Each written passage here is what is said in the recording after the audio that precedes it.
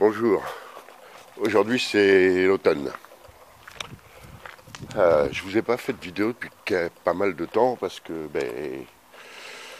j'étais sur d'autres plans. Alors vous voyez, ça c'était ce qui me servait de bas d'escalier dans ma maison.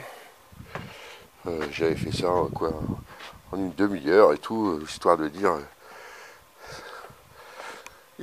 que ça soit plus pratique pour grimper à l'étage.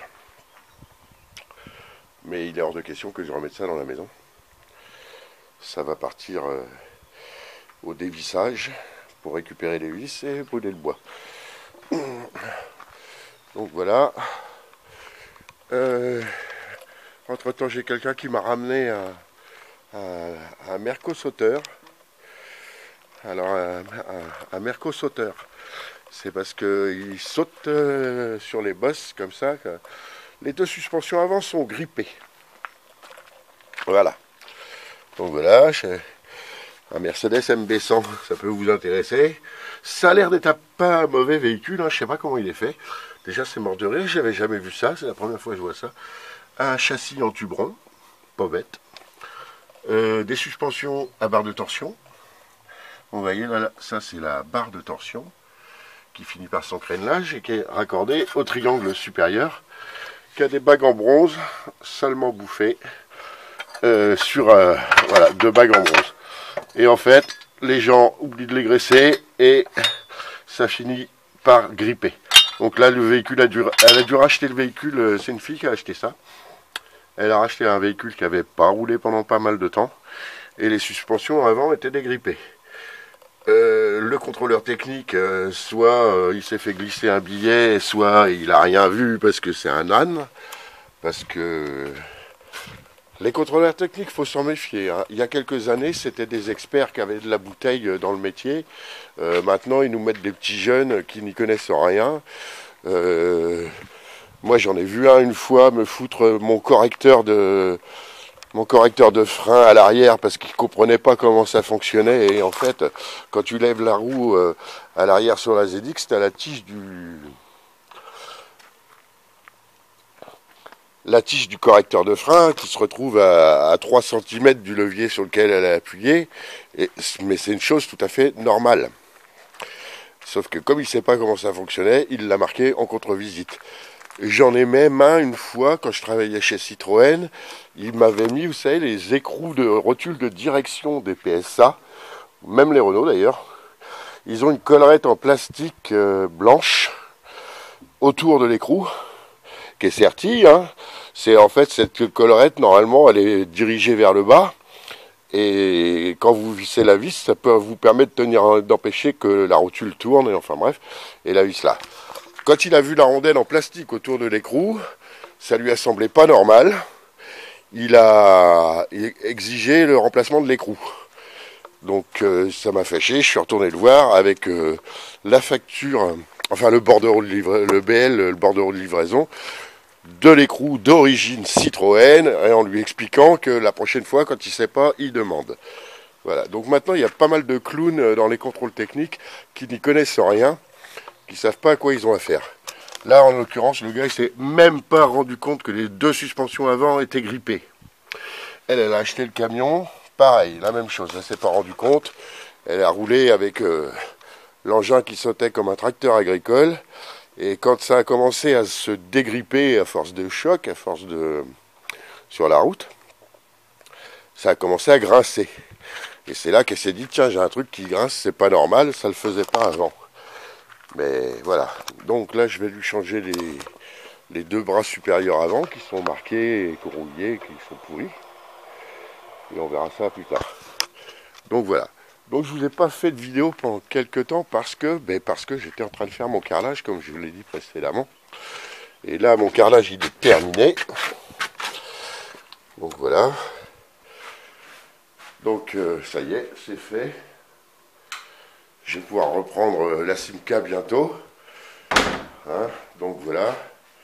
Après avoir fait ça. Donc voilà, j'allume un peu de lumière. Je vais mettre le fluo aussi là. Donc voilà, j'ai acheté une belle planche de hêtre, hein, 45, en 45 d'épaisseur, enfin je l'ai fait faire. Après je suis allé la détourer à la scie à ruban chez un ami. Et j'ai fait les embrèvements des marches, et je l'ai fait moi-même en recopiant sur l'ancienne partie. Ah, je voulais la montrer avant de faire ça. Et voilà, donc je vais réparer. Colle époxy. Là, c'était tellement abîmé que voilà, j'ai fait à la colle époxy. Ici, je dois faire un renfort parce que mais cette pièce-là, elle avait cassé quand j'ai démonté parce que j'ai un couillon qui a marché dessus. Donc là, j'ai remis ça comme ça, mais je vais refaire un renfort avec cette pièce-là. La chute du bout de hêtre que je vais remettre ici. Visser, coller, époxy. Époxy, c'est costaud. Je lui ai fait un renfort. Normalement, il est juste là, posé sur une patte. Je lui ai fait un renfort en pied. Costaud, quelque chose comme ça, là. Et là, je lui ai fait un soutien. Pardon, excusez-moi. Donc, je lui ai fait un soutien avec ce que je trouvais je suis mécano, je ne peux pas m'en empêcher. Donc, il faut toujours qu'il y ait un petit esprit mécanique dans tout ce que je fais. Donc, là, voilà, j'ai mis un bambou. Parce qu'un bambou, c'est léger, c'est solide. C'est de l'herbe, hein, c'est même pas du bois, c'est une herbe, hein, le bambou. Je crois. Il me semble que... Non, je sais pas. Je sais pas, avant de dire des conneries, on va peut-être arrêter là. Je sais pas ce que c'est exactement le bambou, mais c'est d'une solidité à toute épreuve, notamment sur les charges verticales. Voilà, donc aujourd'hui, je vais faire ces marches-là. Et puis, très bientôt, je vais donc pouvoir reprendre les travaux sur la Simca. Il faudra commencer par nettoyer et ranger le garage pour ensuite s'y mettre à fond. Je vais vous montrer vite fait ce que je devais vous montrer avant, que j'ai oublié. Parce que j'avais fait un petit scénario dans ma tête, mais ça restait dans ma tête, quoi.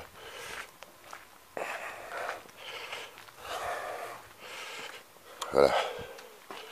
Voilà. Voilà l'ancien limon de l'escalier, dans l'état qu'il était. Et voilà pourquoi je l'ai refait entièrement. J'étais même obligé d'imaginer la fin. Voilà. Voilà ce quoi l'état de l'escalier que j'avais. Donc voilà. Alors je suis pas très équipé. J'ai une scie circulaire de merde là. J'ai acheté l'année dernière, mais quelle saloperie celle-là. C'est du merde in Germany encore. Hein, le moteur, il a une pêche de rien du tout. Il a rien dans le sac. Tu coupe pas du contreplaqué de 10 mm. Hein. Du contreplaqué de 10 mm, ça colle dedans. C'est terminé, c'est mort. Même avec une lame neuve, ça fait rien. Les ponceuses. Alors les ponceuses, c'est de la prise d'otage. Voilà, je vais vous expliquer pourquoi les ponceuses c'est de la prise d'otage. Ça, les ponceuses, c'est franchement un truc qui me fâche. Parce que voilà pourquoi.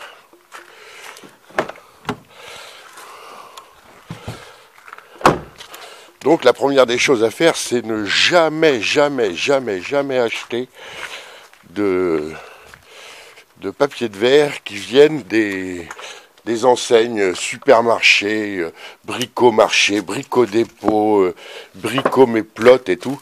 Et du papier de verre comme ça, de merde, je l'ai acheté l'autre jour parce qu'on était samedi, puis j'ai dit allez hop. Et celui-là, c'était de la promo, vraiment à 2 balles, 2 quoi. Donc voilà. Donc si vous voulez vous acheter une ponceuse, maintenant ils en font des biens. C'est-à-dire qu'ils vont plus lentement, parce que les ponceuses de dans le temps, c'était merdique, parce qu'elles tournaient trop vite et brûlaient le papier en 2 secondes 2. Donc ça valait pas le coup. Maintenant les ponceuses sont plus lentes. Sauf que voilà, pour acheter du vrai papier de verre, qui coûte 10 fois moins cher que ces saloperies-là, c'est-à-dire quand on l'achète chez un professionnel, là vous avez le prix, il est multiplié par 10 environ. Quand vous voulez acheter du papier de verre dans des bricomarchés, quoi que ce soit, n'importe quelle enseigne, vous pouvez aller chez Castorama, le Roi Merlin, partout où vous voulez, c'est vendu 10 fois le prix, 10 fois le prix que ça vaut. Idem pour ce genre de truc, les disques de tronçonneuses, etc. Jamais acheter ça là-bas. Moi, je vais j'ai qu'une enseigne ici à Dinan parce que on est ravitaillé par les corbeaux. Alors Dinan, c'est une très jolie ville touristique. Ben voilà, justement, il y en a que pour les touristes. Et pour les habitants, il n'y a rien du tout. Donc, quand il faut acheter quelque chose, il faut courir à Rennes ou à Saint-Malo. C'est un vrai merdier. Donc voilà, je reprends. Donc toutes les ponceuses vendues sur le marché, celle-là, croyez-moi, je ne l'ai pas achetée. Si, je l'ai acheté 5 euros aux Emmaüs, je crois. Ou un truc dans le genre. J'ai acheté, mais j'aurais pas mis plus. Hein. Donc toutes les ponceuses sont avec un plateau de 125 mm. Et tous les disques qu'on vend, c'est-à-dire que les professionnels vendent comme il faut, qui sont bien, sont en 150 mm. Et là, vous avez que du 125 mm. Donc c'est un peu comme une prise d'otage. Quoi d'autre encore? Bon, enfin bref, je vais arrêter mes conneries à me plaindre sans arrêt. Ah ouais, tiens, mon poêle à bois. Va falloir que je fasse quelque chose, il a souffert aussi lui. Mon poêle à bois que l'ancien propriétaire, les gens m'ont donné, ils avaient mis du charbon dedans. Donc il est passablement détruit à cause du charbon. C'est pas un poêle à charbon et un poêle à bois, c'est pas la même chose du tout. C'est pas construit pareil. Pour un poêle à bois, on est direct à la fonte. Dans un poêle à charbon, jamais. Il y a toujours de la terre entre les deux. Sinon, le poêle y fond. Les gens dans le temps, ils se tuaient comme ça, surtout dans le nord de la France. Ils se tuaient comme ça. Ils mettaient du charbon, parce que le charbon leur était donné, dans des poêles qui n'étaient pas forcément adaptés à ça. Et en brûlant le charbon, si tu fais chauffer de la fonte, si la fonte chauffe au rouge, le monoxyde de carbone passe à travers, et les gens se tuaient comme ça. Le poêle chauffait au rouge, le monoxyde passe à travers, inodore, incolore, quoi que ce soit, tout, hop, et ils mouraient asphyxiés par leur poêle. C'était genre, je sais pas combien de morts tous les ans, tous les hivers et tout ça. Je me rappelle de ça quand j'étais gamin. Voilà, allez. On va arrêter tout ça. Il va falloir se mettre au boulot. Parce que j'en ai marre d'escalader mon escalier comme ça. C'est vrai que je vous ai pas fait de vidéo. À chaque fois, je vous montre les trucs que je fais. Et pas souvent, je filme pas souvent ce que je fais. Mais bon, parce que c'est aussi parce qu'il faut faire le boulot et ça me coûte trop de temps. Puis j'allais pas, par exemple, filmer du carrelage que j'aurais fait rigoler les professionnels. Hein. Il y a plein de pros qui auraient rigolé, qui seraient moqués de moi. Donc, enfin bref, c'est pas la peine. Je suis pas professionnel dans le truc. Et j'ai fait l'emplacement du poêle. J'ai remis la cheminée à ras. Un petit joint congé à la chaux là. Par-dessus, mais enfin chaud et ciment. Enfin bref. Tout. Et puis les plaintes sur les murs qui sont bien plats, mais je me suis pas fait chier, je me suis servi des planches de coffrage. J'ai fait les plantes avec les restants des planches de coffrage parce que je voulais des plaintes en 150 et il n'y en avait pas dans les magasins, donc voilà. Comme ça j'ai mes belles ardoises pour les murs en pierre et le bois pour les murs qui seront plats. Là j'ai modifié mon meuble. J'ai été collé, faut que je le nettoie quand même, c'est pas sérieux. Je l'ai collé là pour vite fait, mais j'ai modifié coller mon four. Un petit four. Alors si jamais vous voyez ça, ce petit four là, ben, il vous cuit un poulet peinard et tout ça. Tranquillement, ça marche presque comme un vrai four normal. Et il ne fait que 600 watts. C'est appréciable, on est loin des 3 kg d'un four ordinaire. Donc pour un moindre coût, vous pouvez vous faire cuire un poulet. Le micro, je le mets tout en bas parce que je vais même peut-être le virer parce que si je m'en sers 3 fois par an, c'est déjà bien. Voilà. Et bien ma maison commence à être un peu plus agréable. Je vous jure que c'est appréciable de ne plus marcher sur la dalle en béton et de soulever de la poussière tout le temps. Voilà. Ça fait plaisir. J'ai une amie qui va venir me peindre la porte et je vais aussi en profiter pour poncer tout l'escalier, enfin du moins le gratter plutôt que de le poncer. Et de le refaire comme il faut, façon bois, tout nickel. Donc voilà. Ça vous fait 16 minutes de monologue. J'espère que je ne me suis pas trop mélangé les pinceaux, emmêlé les pinceaux, si j'ai pas trop répété, etc., etc. Voilà, enfin bref. Sur ce, ben, je vous souhaite une bonne journée, puis je vous laisse avec cette vidéo. Au revoir.